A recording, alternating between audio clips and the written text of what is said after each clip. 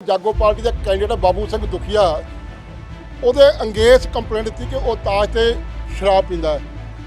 ਉਹਨੇ ਅਪ੍ਰੈਲ ਦੇ ਵਿੱਚ ਅੰਮ੍ਰਿਤ ਛਕ ਲਿਆ ਸੀ ਤੇ ਕੰਪਲੇਂਟ ਹੁਣ ਕੀਤੀ ਜਾ ਰਹੀ ਹੈ।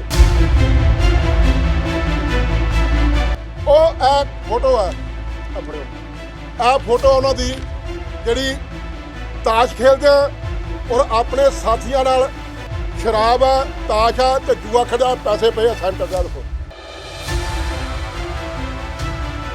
ਅੱਜ ਜੋ ਕੋਵਿਡ ਸੈਂਟਰ ਗੁਰੂ ਤੇਗ ਬਹਾਦਰ ਸਾਹਿਬ ਦੇ ਨਾਂ ਤੇ ਖੋਲ੍ਹਿਆ ਗਿਆ, ਉੱਥੇ ਅਸ਼ਲੀਲ ਗਾਣੇ ਗਵਾਏ ਜਾ ਰਹੇ ਆ।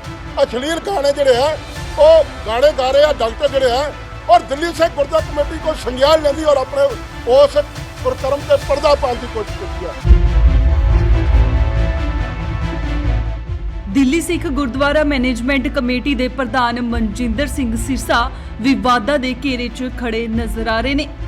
ਜੀ ਹਾਂ, ਸਿਰਸਾ ਦੀ ਇੱਕ ਵਿਵਾਦਤ ਤਸਵੀਰ ਸੋਸ਼ਲ ਮੀਡੀਆ ਤੇ ਖੂਬ ਵਾਇਰਲ ਹੋ ਰਹੀ ਹੈ, ਜਿਸ ਦੇ ਵਿੱਚ ਕੁਝ ਵਿਅਕਤੀ ਬੈਠੇ ਨੇ ਤੇ ਸ਼ਰਾਬ ਅਤੇ ਜੂਆ ਖੇਡਦੇ ਨਜ਼ਰ ਆ ਰਹੇ ਨੇ। ਤਸਵੀਰ ਨੂੰ ਲੈ ਕੇ ਜਾਗੋ ਪਾਰਟੀ ਵੱਲੋਂ ਸ਼੍ਰੀ ਅਕਾਲ ਤਖਤ ਸਾਹਿਬ ਦੇ ਜਥੇਦਾਰ ਸਿੰਘ ਸਾਹਿਬ ਗਿਆਨੀ ਹਰਪ੍ਰੀਤ ਸਿੰਘ ਨੂੰ ਮੰਗ ਪੱਤਰ ਦਿੱਤਾ ਗਿਆ। ਉੱਥੇ ਹੀ ਜਾਗੋ ਪਾਰਟੀ ਦੇ ਮੈਂਬਰ ਵੱਲੋਂ ਸ਼੍ਰੀ ਅਕਾਲ ਤਖਤ ਸਾਹਿਬ ਤੇ ਬੇਨਤੀ ਕੀਤੀ ਗਈ ਹੈ ਕਿ ਦਿੱਲੀ ਸਿੱਖ ਗੁਰਦੁਆਰਾ ਮੈਨੇਜਮੈਂਟ ਕਮੇਟੀ ਦੇ ਪ੍ਰਧਾਨ ਮਨਜਿੰਦਰ ਸਿੰਘ ਸਿਰਸਾ ਦੇ ਖਿਲਾਫ ਕਾਰਵਾਈ ਕੀਤੀ ਜਾਵੇ। ਦਿੱਲੀ ਸਿੱਖ ਗੁਰਦੁਆਰਾ ਮੈਨੇਜਮੈਂਟ ਕਮੇਟੀ ਦੇ ਪ੍ਰਧਾਨ ਮਨਜਿੰਦਰ ਸਿੰਘ ਸਿਰਸਾ ਜਦੋਂ ਦਾ ਪ੍ਰਧਾਨਗੀ ਦਾ ਅਹੁਦਾ ਸੰਭਿਆ ਗਿਆ, ਉਸ ਤੋਂ ਬਾਅਦ ਲਗਾਤਾਰ ਹੀ ਉਹਨਾਂ ਦੇ ਨਾਲ ਵਾਦ ਵਿਵਾਦ ਜੁੜਦੇ ਜਾ ਰਹੇ ਨੇ। ਤਾਜ਼ਾ ਵਾਦ ਵਿਵਾਦ ਹੁਣ ਸ਼੍ਰੀ ਅਕਾਲ ਤਖਤ ਜਾਗੋ ਪਾਰਟੀ ਦੇ ਨੁਮਾਇੰਦਿਆਂ ਵੱਲੋਂ ਇੱਕ ਵਾਰ ਫਿਰ ਤੋਂ ਸ਼੍ਰੀ ਅਕਾਲ ਤਖਤ ਸਾਹਿਬ ਤੇ ਮੰਗ ਪੱਤਰ ਦਿੱਤਾ ਗਿਆ।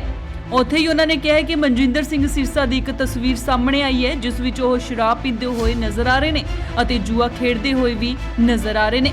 ਉੱਥੇ ਹੀ ਉਹਨਾਂ ਨੇ ਮੰਗ ਕੀਤੀ ਕਿ ਸ਼੍ਰੀ ਅਕਾਲ ਤਖਤ ਸਾਹਿਬ ਦੇ ਜਥੇਦਾਰ ਗਿਆਨੀ ਹਰਪ੍ਰੀਤ ਸਿੰਘ ਨੂੰ ਉਹਨਾਂ ਤੇ ਸਖਤ ਤੋਂ ਸਖਤ ਕਾਰਵਾਈ ਕਰਨੀ ਚਾਹੀਦੀ ਹੈ। ਸ਼੍ਰੀ ਅਕਾਲ ਤਖਤ ਸਾਹਿਬ ਜਥੇਦਾਰ ਸਾਹਿਬ ਨੂੰ ਇੱਕ ਅਪੀਲ ਕੀਤੀ ਚਿੱਠੀ ਰਾਹੀਂ। ਇਹ ਚਿੱਠੀ ਹੈ, ਅਪੀਲ ਕੀਤੀ ਹੈ ਕਿ ਦਿੱਲੀ ਤੋਂ ਅਸੀਂ ਆਏ ਹਾਂ, ਜਾਗੋ ਪਾਰਟੀ ਦਾ ਮੈਂ ਮੁੱਖ ਸੇਵਾਦਾਰ ਹਾਂ ਦਿੱਲੀ ਦਾ, ਔਰ ਅਪੀਲ ਕੀਤੀ ਹੈ ਕਿ ਜਥੇਦਾਰ ਸਾਹਿਬ ਇੱਕ ਤੁਸੀਂ ਕਮੇਟੀ ਬਣਾਈ ਹੈ ਦਿੱਲੀ ਵਿੱਚ, ਔਰ ਕਮੇਟੀ ਵੀ ਉਸ ਸ਼ਖਸ ਦੇ ਕਹਿਣ ਤੇ ਬਣਾਈ ਹੈ ਜਿਹਨੇ ਤੁਹਾਨੂੰ ਕੰਪਲੇਂਟ ਕੀਤੀ ਹੈ। ਜਾਗੋ ਪਾਰਟੀ ਦਾ ਕੈਂਡੀਡੇਟ ਬਾਬੂ ਸਿੰਘ ਦੁਖੀਆ, ਉਹਦੇ ਅੰਗੇਜ ਕੰਪਲੇਂਟ ਦਿੱਤੀ ਕਿ ਉਹ ਤਾਜ ਤੇ ਸ਼ਰਾਬ ਪੀਂਦਾ ਹੈ। ਉਹਨੇ ਅਪ੍ਰੈਲ ਦੇ ਵਿੱਚ ਅੰਮ੍ਰਿਤ ਛਕ ਲਿਆ ਸੀ ਤੇ ਕੰਪਲੇਂਟ ਹੁਣ ਕੀਤੀ ਜਾ ਰਹੀ ਹੈ। ਔਰ ਗੁਰਚਰਨ ਸਿੰਘ ਬੱਬਰ ਨਾਂ ਦਾ ਉੱਥੇ ਇੱਕ ਸ਼ਖਸ ਹੈ ਜਿਹੜਾ 84 ਵਿੱਚ ਪੈਦਲ ਚੱਲਦਾ ਸੀ, ਅੱਜ ਕਰੋੜਾਂ ਦਾ ਮਾਲਕ ਹੈ। ਉਹਨੇ 25 ਲੱਖ ਰੁਪਈਆ ਜਗਦੀਸ਼ ਟਾਟਾ ਜਿਹੜਾ 84 ਦਾ ਕਾਤਲ ਹੈ ਉਹਦੇ ਕੋਲ ਉਹਨੇ ਬਲੈਕਮੇਲਿੰਗ ਰੂਪ ਤੇ ਲਿਆ। ਔਰ ਅਸੀਂ ਜਥੇਦਾਰ ਸਾਹਿਬ ਨੂੰ ਬੇਨਤੀ ਕੀਤੀ, ਜਥੇਦਾਰ ਸਾਹਿਬ ਤੁਸੀਂ ਇੱਕ ਕਮੇਟੀ ਬਣਾਈ ਹੈ ਦਿੱਲੀ ਸਿੱਖ ਗੁਰਦੁਆਰਾ ਕਮੇਟੀ ਨੂੰ ਇਹ ਬੋਲਿਆ ਕਿ ਇਨਕੁਆਇਰੀ ਕੀਤੀ ਜਾਵੇ ਬਾਬੂ ਸਿੰਘ ਦੁਖੀਆ ਦੀ। ਬਾਬੂ ਸਿੰਘ ਦੁਖੀਆ ਉਹ ਸ਼ਖਸ ਆ 1984 ਤੋਂ ਲੈ ਕੇ ਅੱਜ ਤੱਕ ਜਿਹੜੇ ਵਿਕਟਮ ਹੈ ਉਹਨਾਂ ਨੂੰ ਉਹਨਾਂ ਦਾ ਸੰਘਰਸ਼ ਲੜ ਰਿਹਾ। ਔਰ ਹਿੰਦੁਸਤਾਨ ਦੀ ਗੌਰਮੈਂਟ ਵੀ ਬਾਕੀ ਸਾਰੇ ਲੀਡਰਾਂ ਨੂੰ ਛੱਡ ਕੇ ਬਾਬੂ ਸਿੰਘ ਦੁਖੀਆ ਦੇ ਸੰਘਰਸ਼ ਨੂੰ ਦੇਖ ਕੇ ਉਹਨੂੰ ਕਮੇਟੀ 'ਚ ਬੁਲਾਉਂਦੀ ਹੈ ਕਿ ਦੱਸੋ 84 ਦੀ ਗੱਲ ਕੀ ਹੈ। ਔਰ ਮਨਮੋਹਨ ਸਿੰਘ ਹੁਣੀ ਉਹਨੂੰ ਜਿੰਨੇ ਵੀ ਫੈਸਲੇ ਹੁੰਦੇ ਆ ਉਹਦੇ ਰਾਹੀਂ ਹੁੰਦੇ ਆ। ਔਰ ਮੈਂ ਇੱਕ ਗੱਲ ਦੱਸ ਦਵਾਂ, ਮੈਂ ਇੱਕ ਗੱਲ ਬੇਨਤੀ ਕਰਨ ਆਇਆ ਦਿੱਲੀ ਸਿੱਖ ਗੁਰਦੁਆਰਾ ਕਮੇਟੀ ਦਾ ਮੈਂਬਰ ਹੋਣ ਦੇ ਨਾਤੇ ਬੇਨਤੀ ਇਹ ਕਰਨ ਆਇਆ ਕਿ ਜਥੇਦਾਰ ਸਾਹਿਬ ਤੁਸੀਂ ਕਮੇਟੀ ਬਣਾਈ ਹੈ ਬਾਬੂ ਸਿੰਘ ਦੁਖੀਆ ਦੇ ਖਿਲਾਫ, ਤਾਸ਼ ਖੇਡਦੇ ਸੀ।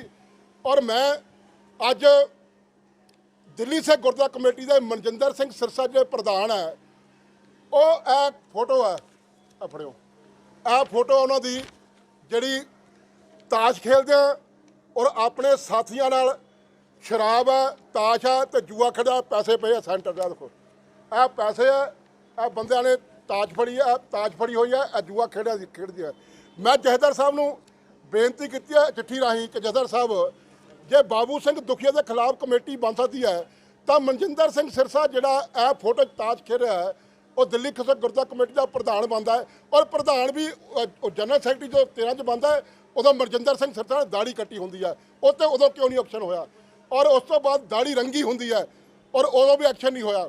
ਔਰ ਅੱਜ ਮਨਜਿੰਦਰ ਸਿੰਘ ਸਿਰਸਾ ਜਿਹੜਾ ਉਹ ਜਦੋਂ ਕੋਰਟ 'ਚ ਇੱਕ ਸਿੱਖ ਜਾਂਦਾ ਦਲਜੀਤ ਸਿੰਘ, ਤਾਂ ਉੱਥੇ ਅਪੀਲ ਕਰਦਾ ਕਿ ਦਿੱਲੀ ਸਿੱਖ ਗੁਰਦੁਆਰਾ ਕਮੇਟੀ ਦਾ ਕੋਈ ਮੈਂਬਰ ਦਾੜੀ ਜਿਹੜੀ ਹੈ ਉਹ ਰੰਗ ਨਹੀਂ ਸਕਦਾ।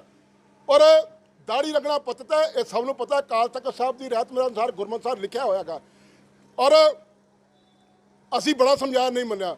ਪਰ ਜਦੋਂ ਉਹਨੂੰ ਸਮਝ ਆ ਗਈ ਕਿ ਮੈਂ ਫਸ ਗਿਆ, ਤਾਂ ਉਹ ਬੰਗਲਾ ਸਾਹਿਬ ਦੇ ਹੈੱਡ ਗ੍ਰੰਥੀਆਂ ਨੂੰ ਸਵੇਰੇ 7 ਵਜੇ ਬੰਗਲਾ ਸਾਹਿਬ ਤਲਬ ਕਰਕੇ ਇਹ ਫੈਸਲਾ ਕਰਾਉਂਦਾ ਕਿ ਅੱਜ ਤੋਂ ਬਾਅਦ ਮਨਜਿੰਦਰ ਸਿੰਘ ਸਿਰਸਾ ਦਾੜੀ ਨੰਗਣਗੇ ਪੰਜਾਂ ਪਿਆਰਾਂ ਕੋਲੋਂ। ਮੈਂ ਇਹ ਰਿਕਵੈਸਟ ਤੇ ਬੇਨਤੀ ਕਰਨ ਆਇਆ ਜੱਗ ਆਸਰਾ ਗੁਰੂ ਅੜ ਜਾਗੋ ਪਾਰਟੀ ਵੱਲੋਂ ਔਰ ਦਿੱਲੀ ਸਟੇਟ ਦਾ ਪ੍ਰਧਾਨ ਹੋਣ ਦੇ ਨਾਤੇ ਕਿ ਜਥੇਦਾਰ ਸਾਹਿਬ, ਅਸੀਂ ਤੁਹਾਨੂੰ ਅਪੀਲਾਂ ਕੀਤੀਆਂ, ਤੁਹਾਨੂੰ ਬੇਨਤੀਆਂ ਕੀਤੀਆਂ।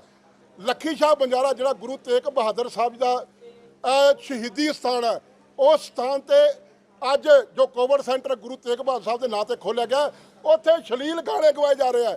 ਅਸ਼ਲੀਲ ਗਾਣੇ ਜਿਹੜੇ ਆ ਉਹ ਗਾਣੇ ਗਾ ਰਹੇ ਆ ਡਾਕਟਰ ਜਿਹੜੇ ਆ, ਔਰ ਦਿੱਲੀ ਸਿੱਖ ਗੁਰਦੁਆਰਾ ਕਮੇਟੀ ਕੋਲ ਸੰਗਿਆਨ ਲੈਂਦੀ ਔਰ ਆਪਣੇ ਉਸ ਕੁਰਕਰਮ ਤੇ ਪਰਦਾ ਪਾਉਣ ਦੀ ਕੋਸ਼ਿਸ਼ ਕੀਤੀ ਹੈ। ਔਰ ਇਹ ਦਿੱਲੀ ਸਰਕਾਰ ਤੇ ਦਿੱਲੀ ਸਿੱਖ ਗੁਰਦੁਆਰਾ ਕਮੇਟੀ ਮਰਿਆਦਾ ਜੋ ਭੰਗ ਕਰ ਰਹੀ ਹੈ, ਉਹ ਬੇੜਾ ਗਰਕ ਕੀਤਾ।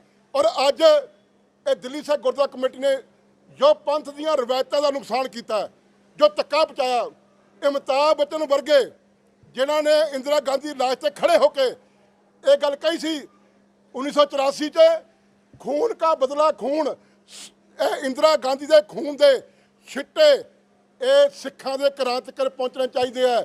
ਔਰ ਉਸ ਦੇ ਇਸ ਬਿਆਨ ਕਰਕੇ ਦਿੱਲੀ ਵਿੱਚ 15 ਲੱਖ ਸਿੱਖ ਸ਼ਹੀਦ ਕੀਤਾ ਜਾਂਦਾ ਨਵੰਬਰ 1984 ਨੂੰ।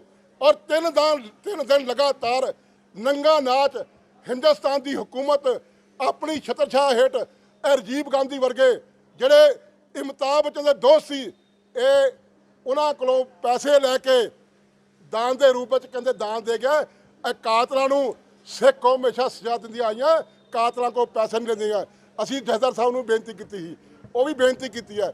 ਅੱਜ ਜਥੇਦਾਰ ਮਨਜੀਤ ਸਿੰਘ ਉਹਨਾਂ ਨੇ ਵੀ ਇੱਕ ਲੈਟਰ ਦਿੱਤਾ, ਜਿਹੜੇ ਇੰਟਰਨੈਸ਼ਨਲ ਜਾਗੋ ਦੇ ਪ੍ਰਧਾਨ ਆ, ਉਹਨਾਂ ਨੇ ਜਥੇਦਾਰ ਸਾਹਿਬ ਨੂੰ ਬੇਨਤੀ ਕੀਤੀ, ਜਥੇਦਾਰ ਸਾਹਿਬ ਇਹ ਸਾਡੀ ਜਿਹੜੀ ਹਿੰਦੁਸਤਾਨ ਸੁਪਰੀਮ ਕੋਰਟ ਨੂੰ ਮੰਨਦਾ ਹੈ, ਅਸੀਂ ਸਿੱਖ ਕੌਮ ਜਥੇਦਾਰ ਅਕਾਲ ਤਖਤ ਸਾਹਿਬ ਨੂੰ ਮੰਨਦੀ ਹੈ, ਅਸੀਂ ਜਥੇਦਾਰ ਅਕਾਲ ਤਖਤ ਸਾਹਿਬ ਨੂੰ ਬੇਨਤੀ ਕਰਦੇ ਸੁਪਰੀਮ ਮੰਨਦੇ ਹਾਂ। ਔਰ ਅਕਾਲ ਤਖਤ ਸਾਹਿਬ ਤੇ ਹਰ ਸਿੱਖ ਜਿਹੜਾ ਗੁਰੂ ਨਾਨਕ ਗੁਰੂ ਗੋਬਿੰਦ ਸਿੰਘ ਗੁਰੂ ਗ੍ਰੰਥ ਸਾਹਿਬ ਸਿੱਖ ਹੈ, ਉਹ ਜਦੋਂ ਵੀ ਕੋਈ ਦਿੱਕਤ ਆਏਗੀ ਤਾਂ ਉਹ ਸ਼੍ਰੀ ਅਕਾਲ ਤਖਤ ਜਾ ਕੇ ਬੇਨਤੀ ਕਰੇਗਾ। ਔਰ ਅਸੀਂ ਅੱਜ ਮੰਗ ਕਰਨ ਆਏ ਹਾਂ ਜਥੇਦਾਰ ਅਕਾਲ ਤਖਤ ਸਾਹਿਬ ਕੋ, ਜਥੇਦਾਰ ਅਕਾਲ ਤਖਤ ਸਾਹਿਬ ਦਿੱਲੀ ਦੇ ਇਤਿਹਾਸਕ ਗੁਰੂ ਸਥਾਨਾਂ ਦੀਆਂ ਜਿਹੜੀਆਂ ਮਰਿਆਦਾ ਜੇ ਅੱਜ ਰੋਕ ਨਾ ਲਾਈ ਗਈ ਤਾਂ ਆਉਣ ਵਾਲੇ ਸਮੇਂ ਵਿੱਚ ਇਹ ਜਿਹੜਾ ਇਤਿਹਾਸਕ ਗੁਰਦੁਆਰਿਆਂ ਵਿੱਚ ਜੋ ਮਰਿਆਦਾ ਦਾ ਬੜਾ ਵੱਡਾ ਘਾਣ ਹੋਏਗਾ। ਇਹ ਸਾਡੀ ਬੇਨਤੀ ਹੈ। ਇੰਨੀਆਂ ਹੀ ਮੈਂ ਬੇਨਤੀ ਕਰਨਾ ਚਾਹੁੰਦਾ। ਜਥੇਦਾਰ ਸਾਹਿਬ ਦੇ ਸੈਕਟਰੀ ਸਾਹਿਬ ਮਿਲੇ ਆ, ਅਸੀਂ ਉਹਨਾਂ ਨੂੰ ਬੇਨਤੀ ਕਰਤੀ ਹੈ। ਉਹ ਕਹਿੰਦੇ ਕਿ ਤੁਹਾਡੀ ਗੱਲ ਜਿਹੜੀ ਹੈ ਉਹ ਜਥੇਦਾਰ ਸਾਹਿਬ ਤੇ ਪਹੁੰਚਾਵਾਂਗੇ। ਸਾਨੂੰ ਮੌਕਾ ਲੱਗਾ ਤਾਂ ਅਸੀਂ ਜਥੇਦਾਰ ਸਾਹਿਬ ਨੂੰ ਦੁਬਾਰਾ ਫੇਰ ਮਿਲਾਵਾਂਗੇ। ਅਸੀਂ ਕਿਸੇ ਵੀ ਕੀਮਤ ਤੇ ਇਹ ਬਰਦਾਸ਼ਤ ਕਰਾਂਗੇ ਨਹੀਂ।